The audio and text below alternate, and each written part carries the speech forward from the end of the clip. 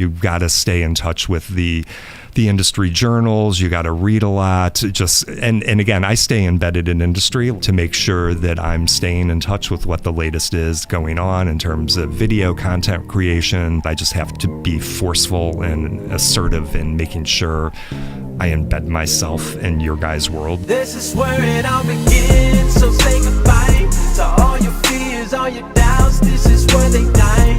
This is where we come to win, we come to fly. This is where we make our dreams come to life.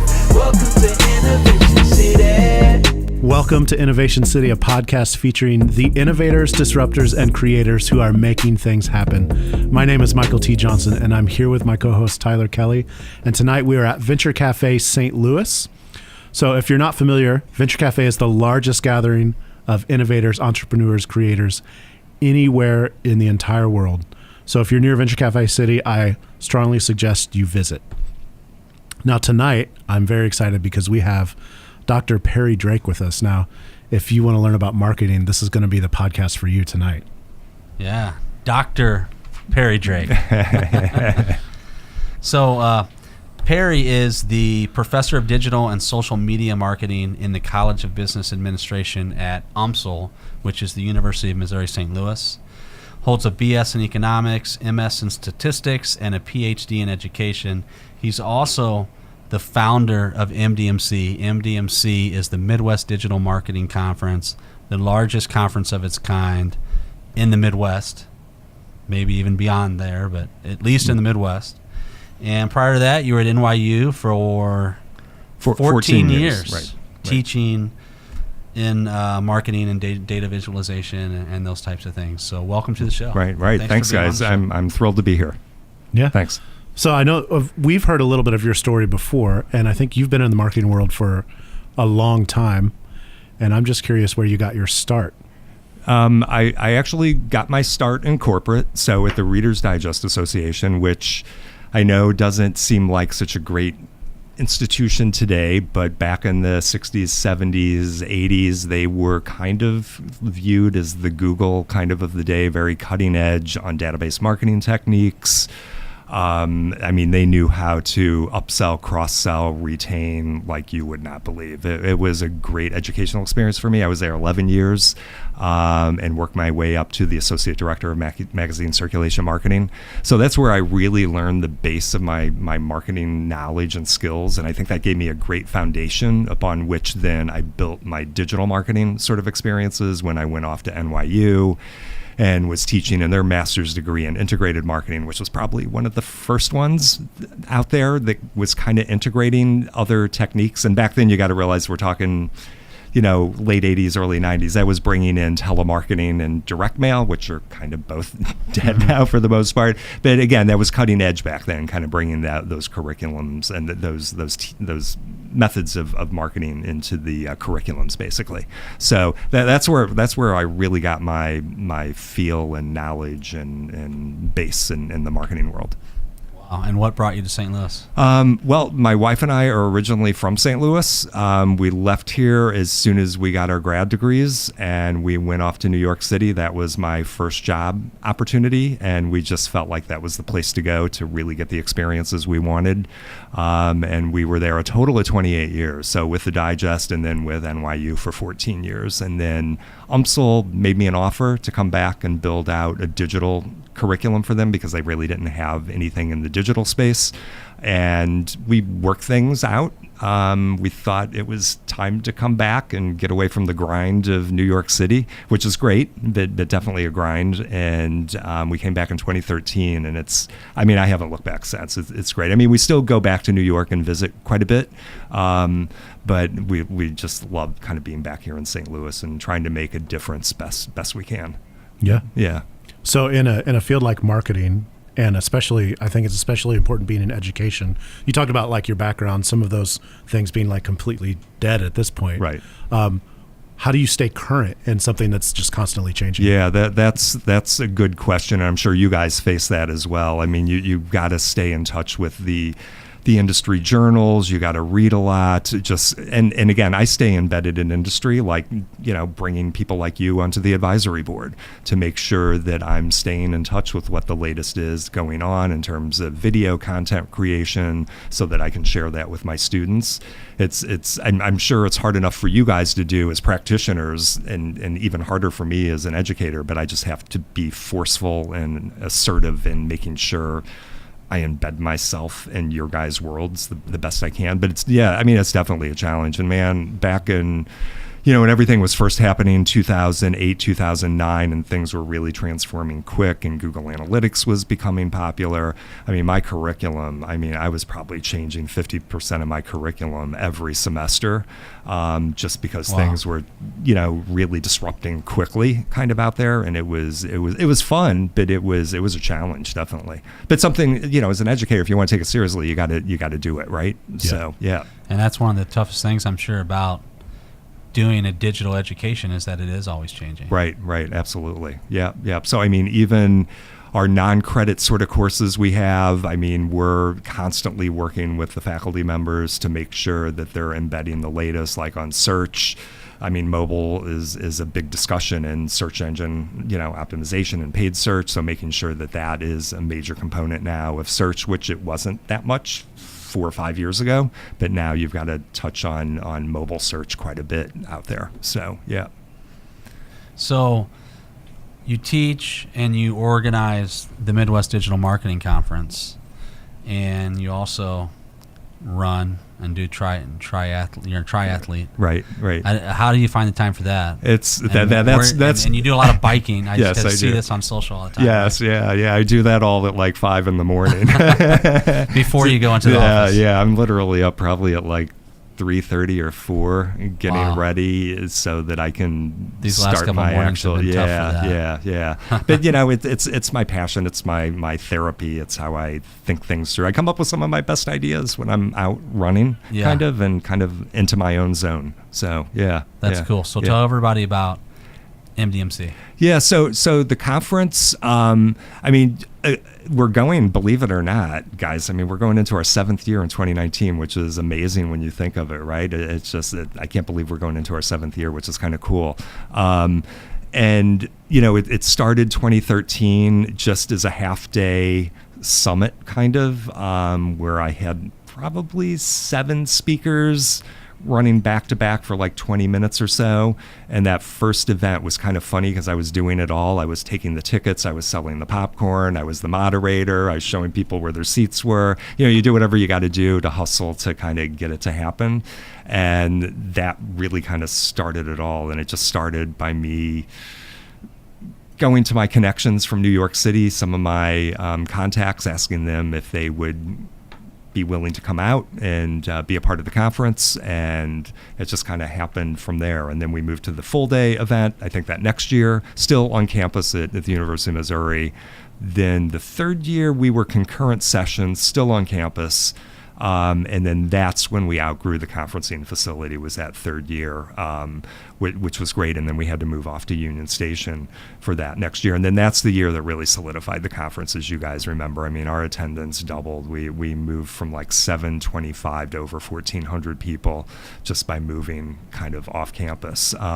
So, I'm just thrilled with the way it's grown, and that it's a St. Louis event. It will always be a St. Louis event, and that's kind of a nice thing as well. And my goal is to bring in outside thought leaders, as well as showcase our own internal good individuals we have here, and skilled individuals we have here, but also bring in the outside thought leaders as well, from the other big cities or whatever. So and you've been able to attract some like big companies and some really big names over the last couple of years. Right. Yeah, we've been lucky to, and again, it's with people like you helping with connections, right, and getting Instagram here, we were thrilled to have Facebook as a sponsor last year. Again, and you guys get it, it's all about connections and working the relationships and that sort of thing, which I wouldn't be here without that, and everybody else kind of helping along. It's just not my event, it's all of our events. And you guys are on the advisory board at UMSL, and you guys give back, you guys support with some video work and all of that sort of stuff, which is great. Yeah. So we're not quite into the running around like a chicken with your head cut off season. Yeah. No, not yet. But tell me about like leading into that grind, that season of just straight up grind. Yeah. What's the day-to-day look like for a conference? Do we have to think about it now? Do we? It's all. So actually everything kind of re-kicks off again in August for the most part. So that's where we start solidifying the plans, start kind of dusting off the website. The call for speakers just ended today. The ticket sales just started today.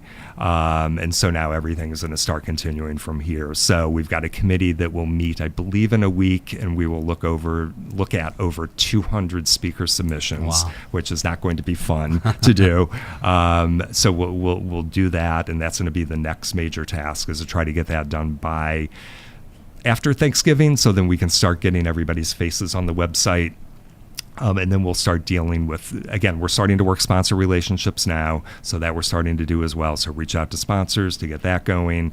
And then I would say probably right after the first of the year is when it's going to start getting really crazy, where we're going to start really having to get things to happen and prep for the April 17th and 18th date. So, I mean, we're going to have workshops. We'll probably have 70 sessions total. And probably about 100 speakers total is what we'll be dealing with. So it's just trying to keep all that organized. We do have, which is great for this year, which again, probably not everybody's going to necessarily know, except those that are kind of closer to it like you guys, but we've got a new conferencing system this year that we vetted, which is going to make it a lot easier. So the speakers will have their own kind of input into the portal where they can take care of their own bios and photos, and if they need to make a change, they can do that themselves. If they don't upload a photo by a certain date, for example, an email will trigger through the system, which will send them an alert that they need to get that updated. And the same thing for the sponsors, which is nice. So that will help Brianna, the executive director, not have to worry about some of those communications. Our handler for the speakers, which is going to be Chase Kohler this year, and even Hannah Leinert, who's, and those are my grad assistants. Chase will be taking care of the speakers, and Hannah will deal with the sponsors once again, like she did so greatly last year. But the system will help manage that, which is nice, and it's really an affordable system, which is great. It took us, I might get in trouble for saying this, but it took us about 4 months to vet this through the system because it's a university that's producing this. So we have to go through certain protocols to make sure we're meeting requirements for taking payments and credit card processing, things like that, which I totally get. And then you have the whole data privacy thing as well. So I guess at the end of the day, 4 months was really probably pretty quick to get that vetted through the system, but we did, which is great. Yeah. That's cool. And for those who don't know, 100% of the profits go back to the school. Yes. And in one way or another to the students through I mean, scholarships and all that good stuff. No, thanks for mentioning that, Taylor. Yep, absolutely. That's the nice thing about it. It's rooted in education. 100% of all proceeds go back to the students. We formed, as you guys know, the hashtag MDMC Scholarship Fund last year, and I'm proud to say it's an endowed scholarship now, which means it will live on forever. And so we'll keep pouring money into that for marketing students to give that out. And we actually have the first 2 recipients who received the scholarship this year. We're showcasing them, and we may actually showcase them at the conference briefly. I'm not exactly sure how we're going to do that. And then we also use the money to purchase video equipment, podcasting equipment, purchase software like Hootsuite or MailChimp, things along those lines of what we need to support all the programs and things along those lines. Yeah. I think one of the interesting things I noticed about the conference too is you would think that a conference being put on by an educational institution would be all students, but right. I really didn't see a lot of students there. It's a lot of marketing professionals and things like that. Right, I mean, is right. that an intentional thing? Yeah, no, it's interesting. And I just had a big conference call with somebody today, which I'll fill you in briefly.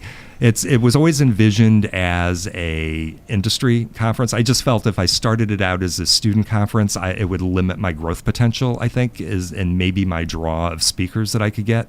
So I felt that the best way to handle it for the students was to make it an industry event by which they could participate in, they could take advantage of, et cetera. About 10% or so of the overall attendees are students and academics.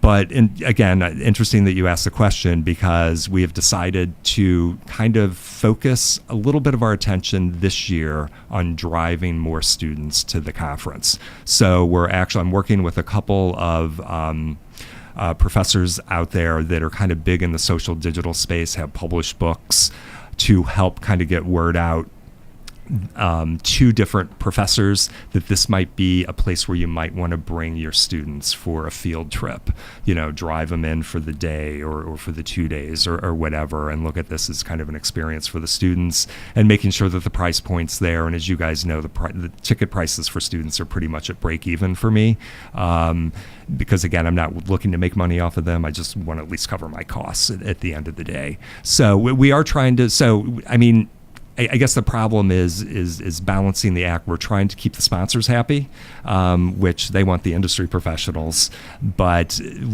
we want to make sure we remember we're rooted in education, and we're also there kind of for the students. So we are going to try to focus on that a little bit more, Michael. So yeah, good question. So there are a lot of different types of people at the conference: students, professionals, educators. Let's talk to the professionals, like why in St. Louis, right, and then in the greater Midwest, right, region, like why MDMC? Why come? Yeah, well, I think a couple of things. First of all, the price point's phenomenal. How can you pass it up? I mean, you're talking probably on average, we're talking $175 maybe. Obviously we have VIP tickets that go a little bit more. So I think the thing that does is it makes it inclusive for everybody, which is unlike a lot of other conferences. It will let those that are a startup or a new business owner, even those that are unemployed, come learn the latest techniques and have those great discussions. So I think that's one of the primary things. And then again, we do try to have a vast array of different topics, different levels. So I mean, we've got all the different tracks: social, digital, tech, innovation, entrepreneur, academic, and then we've covered the gamut with the levels. We try to deal with small business owners all the way up to large size enterprises, and then the B2B, B2C breakdown. So we try to make sure we're kind of covering all of that. And again, I think last year, we probably had 75 to 80 different tracks going on last year over 2 days, which is just, and when I hear people say, well, I had a hard time deciding what to go to, I said, well, that's a good problem to have, right? Figuring out what you want to go to during that time period. I think we're going to cut it back a little bit this year and probably not do more than about 5 tracks running simultaneously, because that was a lot to manage, and we want to focus on quality and ensuring that all the sessions are running properly. But I think that's one of the main things, and just plus we're centrally located, kind of dead center in the Midwest, right? Yeah. I want to shift gears a little bit and talk about maybe somebody who either is a student that wants to pursue marketing as their education field, or just anyone in general that wants to learn marketing. What is it that, like, as a bare minimum, they need to know to be relevant? And then, kind of where are the opportunities at? Does that make sense? Yeah, no. I think when I look at my students that are the most successful, those are the students, first of all, that seek the internships and the internships in the field that they want to study. So one of my students that graduated last semester did an internship at Merritt's, and he got offered a full-time job at Merritt's working in the customer experience division. So I think those are the things that are critically important today for the students, and really it doesn't really matter what discipline it is. Having that industry experience is really important. So I think that's one of the first things. So that's why we started the intern fair, the marketing intern fair, last semester for the marketing students specifically. So we brought in 20 some odd companies last semester, about 25 this semester, just to showcase the companies looking for students in the area of traditional marketing, digital marketing, whatever the case might be, so that, I guess, why am I doing that? Because I want to push those opportunities in front of the students so that they know that's kind of critical for them. And then obviously to take, some of the classes that are out there. It doesn't matter whether you're an entrepreneur, you're a small business owner, you need to know the latest in digital, social, all that sort of stuff, because it's pretty hands-on, kind of self-service. We kind of all do it ourselves to a certain extent. So I think that's critical also. And then even just getting the students ready with LinkedIn and ensuring they understand, because again, a lot of the students just don't know the importance of having a LinkedIn profile as they're getting ready to go out there and start looking for jobs. Do you have a personal branding course? We don't really. There's been some discussions, interestingly enough, with the dean. Actually, Brianna Smith has actually come in and spoke to students before on personal branding, and the dean has mentioned that actually many times over the past couple months. So there might be a few things happening kind of in that area to help prep the students on that sales pitch side and the branding. As part of my digital strategies class for undergrads, what I require them to do by their midterm time, midterms were just last week, is 30% of their midterm is they had to have their LinkedIn profile polished. So I have a certain checklist that I go through that they have to do with their summary, their photo, their title, their job experience. They can't just say I was a server at Chili's. I ask them, I say, "Were you a server at Chili's? Well, did you ever train anybody? Did you ever open? Did you ever close?" And someone say, "Yeah," and I say, "Well, put that on there, because that will stand out to the potential employer." So it's ensuring they've got that ready to go. So I totally agree. Those sort of things are important. Yeah. So what about what's coming up? Like what's let's say the next 3 to 5 years, what's the big disruptor in the marketing the social media world? Like what do people need to be prepared for? Well, I guess there's a few things. We still haven't totally fully seen the extent of AI and AR and where that's going to go. And then voice activation, I think, is going to be another big voice disruptor, which we're not there yet. I still get disgusted with Siri at times, not understanding what I'm saying or learning that I corrected her 5 times. But I definitely see that on the horizon. And just, artificial intelligence with getting much smarter, as you guys know, with content, pushing out content and all of that sort of stuff. So, I think we've got lots of interesting things that are going to happen. I was having coffee with some guy yesterday who reached out to me from an agency here, an ad delivery agency, and he was talking about how even driving from online to offline for conversion, when the person is driven offline for conversion and they're on their mobile phone, there's things that are being done now where data is starting to pour in to the telemarketing rep from all of the click data and stuff that was happening online to help further them down the funnel. I'm thinking, wow, that's like, it makes sense, but I hadn't thought of that before. But it's like even going off, online to offline, it's like, doing that sort of stuff is pretty amazing. Yeah. Yeah. And I think sometimes, like, in our business, that's the challenge is we're tasked with this certain marketing task, but once it gets to a certain point, it's hard to connect the dots. Right. And I think it's getting easier to connect the dots. Yeah, absolutely. Yeah. The guy I was talking with yesterday, he's talking about just kind of watermarking commercials and listening to that and capturing that data, trying to understand kind of how that might affect search kind of dealings. And but then where I get a little concerned with is marketers, we need to be a little careful with respect to how the consumer views this. So, one of my keynotes, which I hadn't told you guys, is going to be Dennis Damon, who he happens to be on the U.S. Homeland Security Advisory Council, Data Advisory Council. So he is going to specifically be talking about the regulations that are kind of bubbling, what happened in California, what just happened in Germany, and what we might need to be aware of, kind of. And I just thought it was a timely time to kind of talk about that. So that's why I approached him to be one of our keynoters, just, with all the issues with Facebook and Google and that sort of stuff. It's as marketers, we need to be transparent, careful with how we're doing things, and otherwise, we might be in big trouble and have our hands really tied. But yeah. So Perry, tell us how people can learn more about the conference, buy tickets, what the dates are. Sure. Yeah, I don't want to be overly salesy, but anyway, No, but if you could either Google MDMC, you'll find it, or you can go to bestmarketingconference.com. So we got a great SEO hack there. That was totally for sale. Bestmarketingconference.com, and that will take you right to the MDMC website.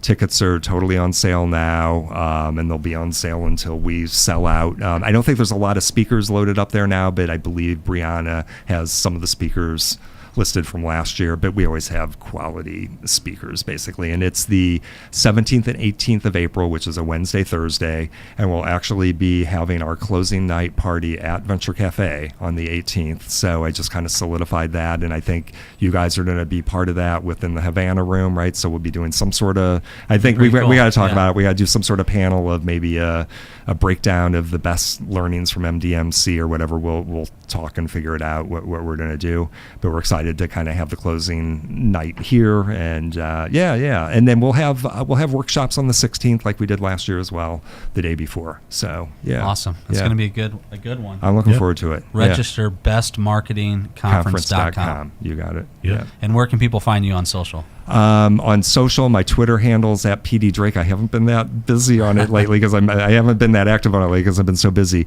But on Facebook, it's Perry Drake. On Instagram, it's at PD Drake. On Twitter, it's at PD Drake. Or you can just Google Perry Drake and you'll find me without a problem. Yep. Awesome. Yeah. Thank you for being on the show. Yeah, thanks for having me, guys. It was fun. Thanks. For more episodes, visit innovationcity.co. Be sure to subscribe, rate, and review. And if you're in St. Louis, visit us on a Thursday night. Details at vincafstl.org.